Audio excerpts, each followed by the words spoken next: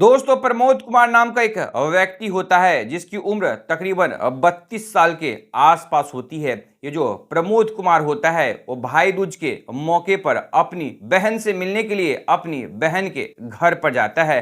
अब वहां पर वो दिन भर अपनी बहन के साथ समय व्यतीत करता है। शाम के तकरीबन 6 बजे के आसपास अब ये प्रमोद कुमार अपनी बहन के घर से निकलता है और अपनी घर के लिए चल देता है। ये दोस्तों, रास्ते में उसके साथ कुछ ऐसी घटना घट जाती है कि फिर वो वापस कभी अपने घर लौट नहीं पाता है। लेकिन उसके साथ ये जो घटना घटी थी, आखिर उसके पीछे किसका हाथ होता है, ये सब कुछ जानेंगे हम इस वीडियो में। दोस्तों, यकीन माने जब आप ये जानेंगे कि आखिर उस प्रमोद कुमार की जिंदगी किसने छीन लिया, वाकई आपको भी अपने कानों पर यकीन नहीं होगी। तो दोस्तों, इस कहानी में आप हमारे साथ अंत तक जरूर बने रहे, क्योंकि ये जो कहानी आप अंत तक सुनेंगे तो आपको भी इस कहानी से एक बहुत बड़ी सीख मिलने वाली है। लेकिन दोस्तों, कहानी की शुरुआत करने से पहले बस आपसे हमारी वही रिक्वेस्ट है कि अगर आप हमारे चैनल पर पहली बार आए हैं तो चैनल को जरूर सब्सक्राइब कर दें, और वाकई ये वीडियो आपको इंटरेस्टिंग लगे तो इस वीडियो को जितना हो सके लाइक एवं शेयर कर दें।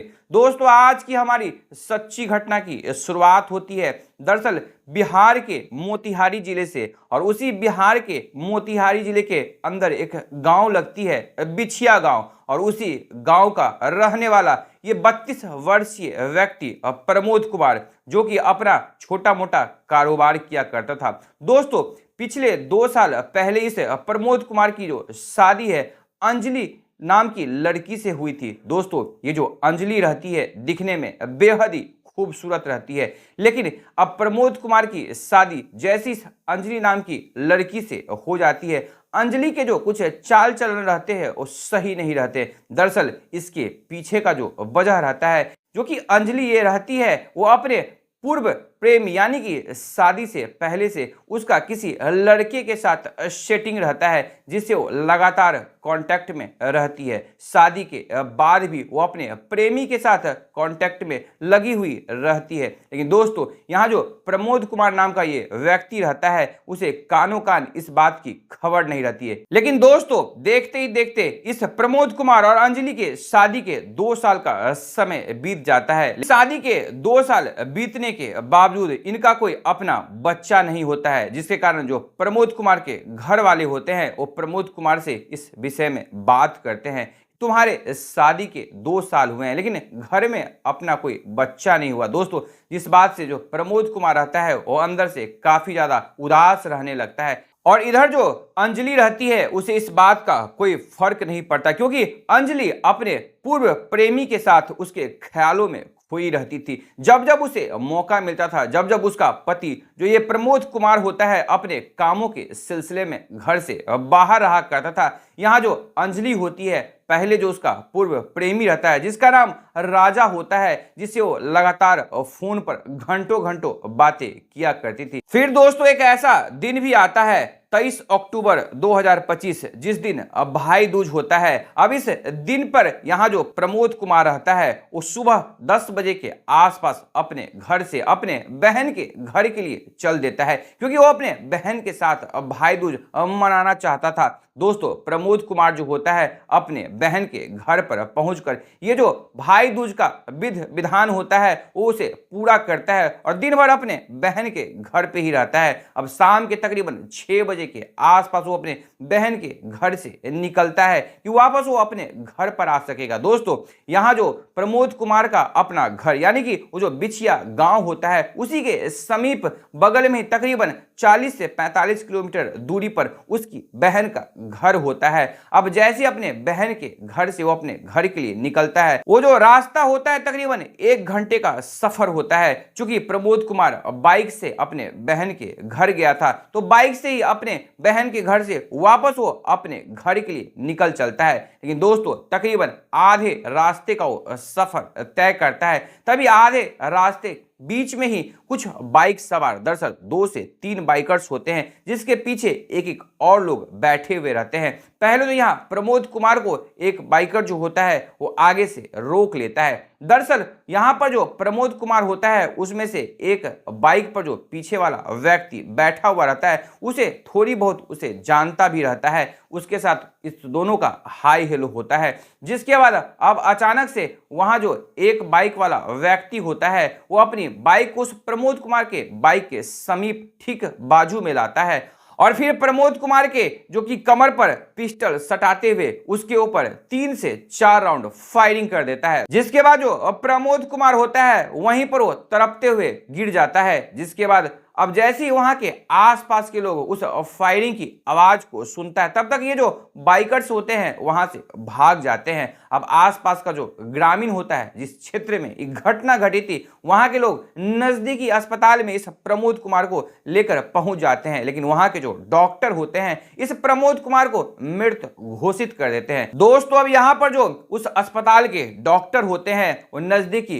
पुलिस स्टेशन में फोन कॉल कर देते हैं और इस घटना के बारे में जब पुलिस वालों को बताया जाता है तो पुलिस वाला उस अस्पताल में जैसे पहुंचता है और उस मृत शरीर को अपने कस्टडी में लेकर जिसके बाद प्रमोद कुमार के शरीर को अच्छे से तलाशी किया जाता है, यानी कि प्रमोद कुमार ने जो कपड़ा पहन रखा था उस कपड़े में जब उसकी तलाशी ली जाती है तभी उसके जेब से उसका पर्स निकलता है। उस पर्स में दरअसल उसका अपना आईडी कार्ड रहता है जिसमें कि उसका नाम प्रमोद कुमार लिखा हुआ रहता है, उसका घर का एड्रेस रहता है। दोस्तों जिसके बाद अब बिछिया गांव में ये बात आग की तरह फैल जाती है कि प्रमोद कुमार जो रहता है भाई दूज के मौके पर अपने बहन के घर अपनी बहन से मिलने गया था, लेकिन वापस जैसी वो लौट रहा था कुछ अज्ञात लोगों ने उसे गोली मार दी है। अब जैसी ये बात आग की तरह फैलती है अब ये बात अंजलि के कानों तक भी पहुंच जाती है। अंजलि जो यहाँ होती है वो फूट फूट कर रोने लगती है, वो इतना रो रही थी कि सारा आसमान अपने सर पर उठा लेती है। इधर जो पुलिस वाला होता है वो दरअसल इस केस को सुलझाने में कि आखिर इस प्रमोद कुमार का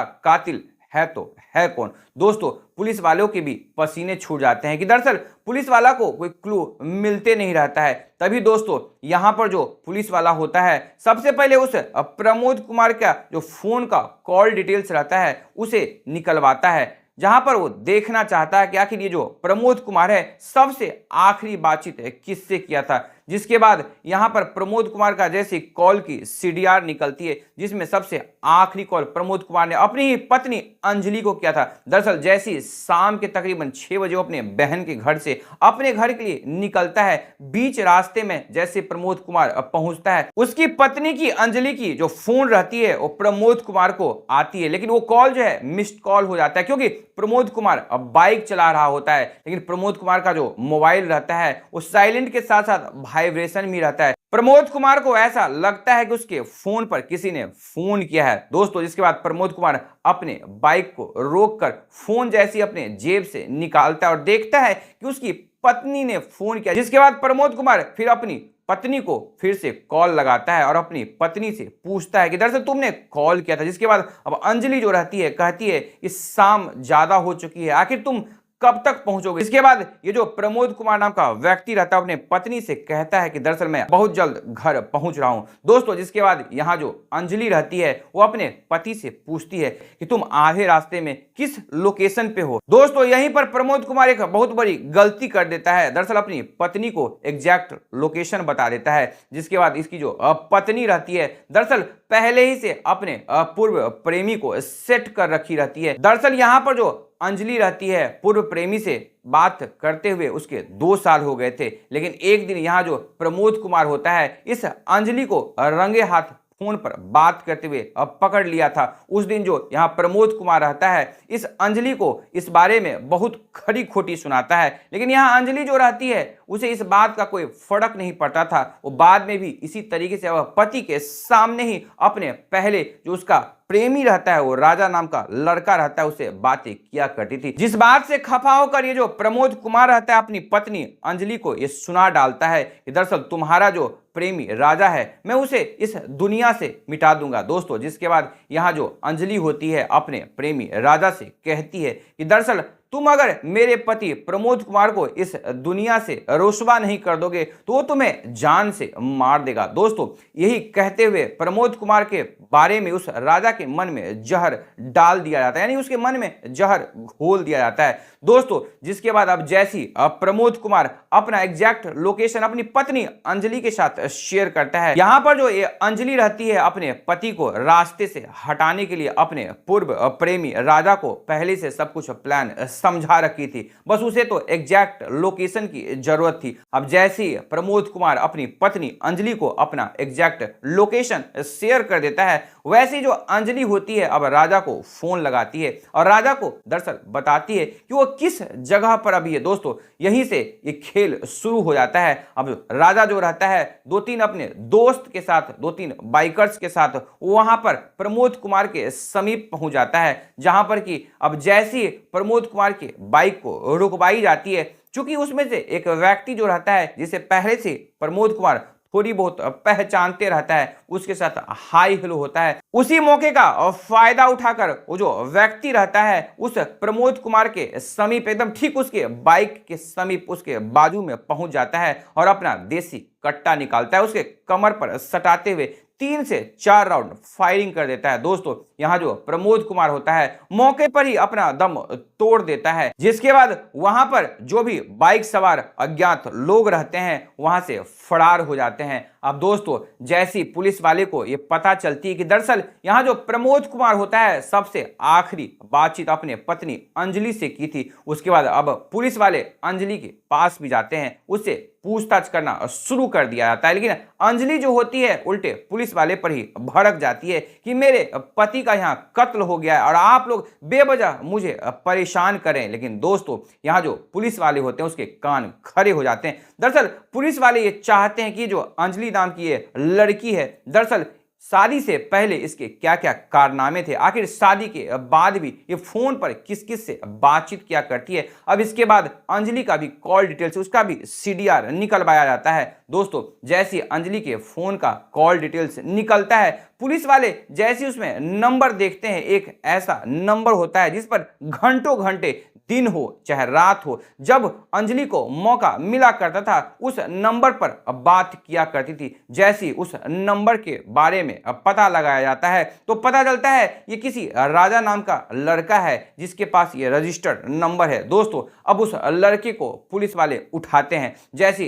राजा को पुलिस वाले उठाते हैं, उससे गहन पूछताछ की जाती है, उससे काफी सख्ती से पेश आई जाती है, जिसके बाद ये जो राजा होता है अपनी सारी गुनाह को कबूल कर लेता है। वो बताता है कि अंजलि जो है वो मेरी पूर्व प्रेमिका रह चुकी है, लेकिन उसके घर वाले जबरदस्ती इस प्रमोद कुमार से उसकी शादी करवा दिया, लेकिन हम दोनों का जो प्यार है वो पहले से चलते आ रहा है, जिसके कारण यहाँ जो अंजलि थी वो हमें एक दिन बोली कि दरअसल हमारे और तुम्हारे बारे में जो मेरा पति प्रमोद कुमार है वो जान चुका है। दरअसल वो बोल रहा था कि मैं तुम्हारे प्रेमी को इस दुनिया से मिटा दूंगा, जिसके कारण जैसी अंजलि मुझे बोली कि अगर तुम्हें जिंदा रहना है तो तुम्हें मेरे पति को इस दुनिया से रुसवा करना होगा, ठीक वैसा ही होता है। अब जैसी पुलिस वाले इस सारी बात को सुनते हैं, पुलिस वाले भी काफी अचंभित हो जाते हैं। अब यहाँ जो पुलिस वाला होता है वो दरअसल फिर से अंजलि के पास पहुंच जाता है और अंजलि से फिर से कहने लगता है कि मुझे तुम्हारे बारे में सब कुछ पता है, ये जो राजा नाम का लड़का है इसे तो तुम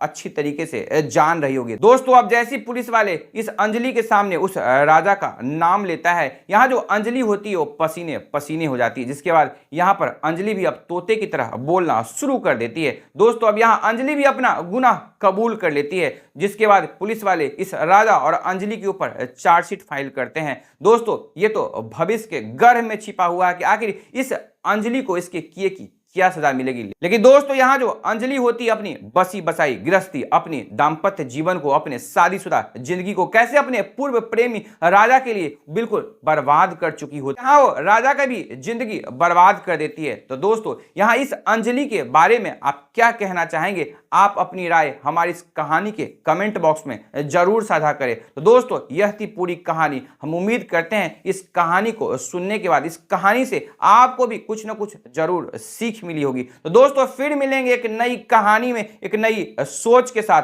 तब तक आप अपना ख्याल रखें, अपनों का ख्याल रखें, हर संभव दूसरों की जरूर मदद करें, क्योंकि यकीन माने आज आप किसी की मदद करेंगे तो कल को आपके लिए भी कोई ना कोई जरूर खड़ा होगा। तब तक सतर्क रहें, सुरक्षित रहें। जय हिंद, जय भारत।